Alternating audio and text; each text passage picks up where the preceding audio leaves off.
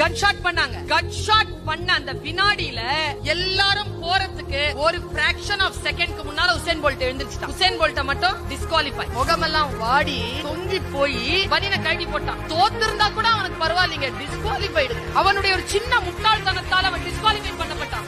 2012 அந்த வரிசையில அவன் உட்கார்ந்திருக்கான். அவன் பிராக்டிஸ் பண்ணும் போதே என்ன ஒரு மிகப்பெரிய விஷயத்தை சொன்னான் தெரியுமா? என் அவமானத்தை நான் துடைக்க வேண்டும் என்றால் வெறும் தங்கப் பதக்கம் போதாது, இந்த உலகத்தில் இதற்கு மேல் ஒரு மனிதனால் ஓடவே முடியாது என்கின்ற அளவிற்கு நான் ரெக்கார்ட் பிரேக் பண்ணாதான் என் அவமானத்தை நான் துடைக்க முடியும்னு சொன்னா பாருங்க. 10 செகண்ட்ஸ்க்குள்ள எவன் ஓடனாலும் அவன் நரம்பு கிழிஞ்சிரும். அவன் 10 தாண்டாம நின்னு 9.58 முடிச்சான் பாருங்க அந்த ஓட்டத்தை. அவன் தான் வேர்ல்ட் ரெக்கார்ட் பண்ண. அதனால தான் சின்ன ஸ்கூல்ல படிக்கிற குழந்தை கூட who is the world record in running அப்படின்னு கேட்டு பாருங்க, உசேன் போல்ட் அப்படின்னு சொல்லுங்க.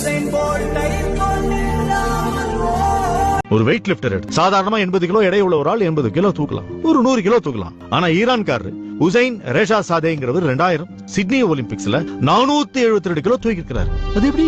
Practice makes a man perfect. சித்திரமும் கைப்பழக்கம், செந்தமிழும் நாப்பழக்கம், வைத்ததொரு கல்வி மனப்பழக்கம், நித்தம் நடையும் நடைப்பழக்கம். இப்படி எல்லாமே பயிற்சி தான். பயிற்சிக்கு முன்னாடி இந்த பாடி சயின்ஸ் எல்லாம் ஒண்ணுமே கிடையாது, நான்சென்ஸ்.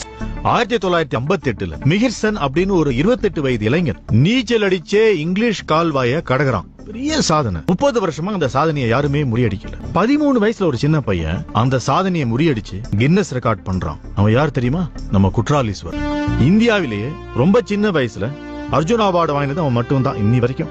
அவன் அதுக்காக எவ்வளவு உழைச்சிருப்பான். அவன் கடல்ல நீந்த போறான்னு சொன்ன உடனே எத்தனை பேர் அவனை டிஸ்கரேஜ் பண்ணாங்க தெரியுமா? விடலையே. அவன் நீச்சல் போடல, எதிர் நீச்சல் போட்டான், சாதிச்சான். என்ன காரணம்? அவன் தன் மேல வச்சிருந்த நம்பிக்கை. உங்க